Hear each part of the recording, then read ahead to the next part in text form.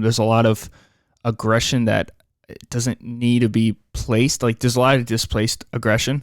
I think a lot of people are struggling big time with not being able to work, not being able to go to school, and not being able to do their daily activities.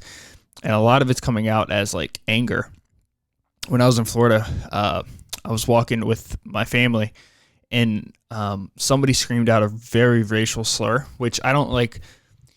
It was unique because as being a white guy, you know you don't experience racism attacks like rarely ever.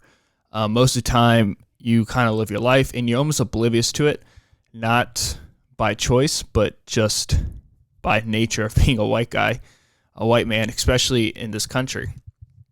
It was shocking to my system. I was with an few African American people, white people, and it was just it felt very,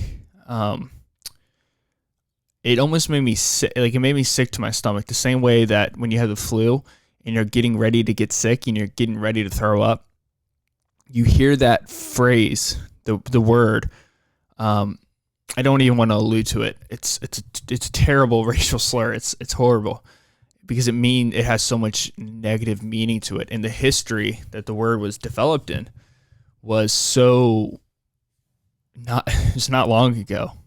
I mean, slavery. I think the slavery officially ended in 1865. What's that? 155 years ago. That's our great grandparents ago. That's not a long time ago. And then to this day in 2020, we still deal with racial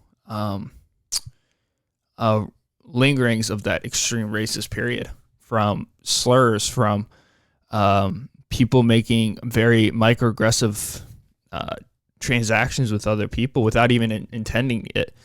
It was really fascinating. It was in a negative way, but it was interesting to witness.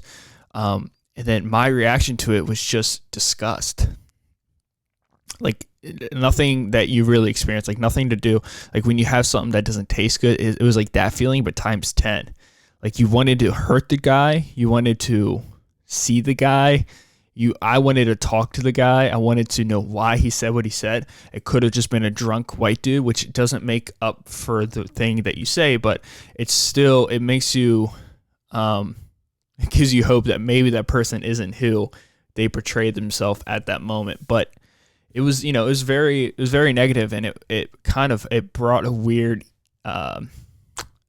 mellow tone to the entire group of people that I was with.